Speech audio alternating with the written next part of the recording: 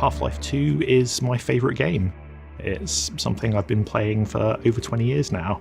It was unlike any other game I'd played before. A lot of games tended to focus on like one thing. Either this is the shooter game or this is the story game. And Half-Life 2 decided it kind of wanted everything. Half-Life 2 was the first game where I'm like, there's characters here, there's story, there's emotions being conveyed. The whole game is packed with memorable experiences. Stepping off the train for the first time and walking up that platform and seeing Dr. Breen appear on the giant screen above you.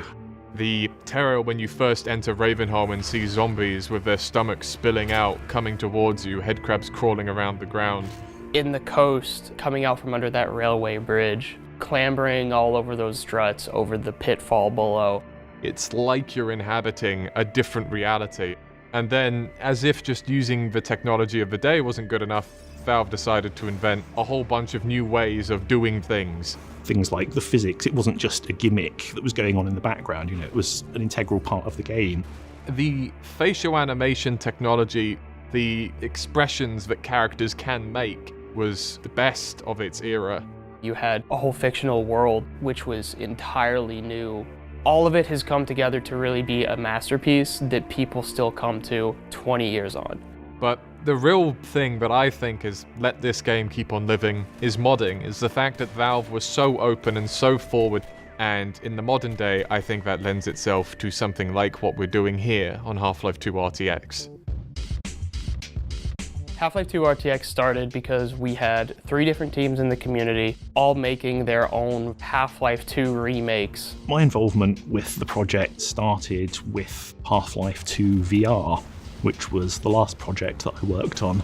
Before Half-Life 2 RTX, I was working with a team on a Half-Life Alyx mod, Project 17, which is a remake of a certain part of Half-Life 2. And we have my own team, Raising the Bar Redux, which was kind of doing an alternate universe take on Half-Life 2, bringing in the cut content and a couple of story concepts. The 3 of us combined as Orbifold Studios wanted to see what Half-Life 2 would really look like with path tracing. You add in NVIDIA, a cutting-edge piece of technology in RTX Remix, and you have all the pieces. The gameplay and the storytelling still stand up incredibly well, but we just wanted to recapture that sense of awe that we all had 20 years ago playing it for the first time. What we fundamentally don't want to do is make this a different game. We just want it to be updated to the modern day with details that maybe Valve would have done, and in fact has done with Half-Life Alyx. But the original engine is 20 years old. There are things that we simply can't do that stand in the way of the vision we want to create. And that's where Remix comes in. RTX Remix is the core of our remastering process. The original engine has very hard limits. Remix allows us to completely bypass those limitations and update it all with modern AAA workflows. It lets us do things like introduce PBR material so that, for instance, metal will realistically reflect light off of its surface. We have fully ray-traced reflections and refractions on water and glass, and volumetric fog with cool lighting and shadows. The hanging lights you can see now have their own physically accurate light source attached to them, where if an explosion goes off nearby, that hanging light will start swinging around and casting these dynamic shadows. Then we've got other changes we've made, like in the original game, they would often make geometry out of very simple shapes. Now we actually have full 3D detail in there, and it's all self-shadowing and reflecting, and it looks pretty stunning. Half-Life 2 is a big game, there's a lot of assets to remaster, and so there's a lot of work to be done.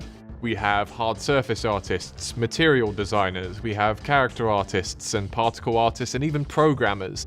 I believe at this point we have well over 100 unique contributors, all community run.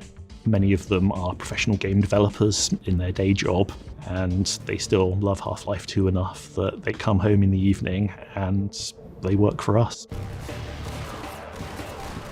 It may have been 20 years since Half-Life 2 came out, but it's still an excellent game that everyone should experience. There's a whole generation of PC gamers who were born and have grown up since Half-Life 2 first came out, and some of them will probably be playing it for the very first time with RTX rendering.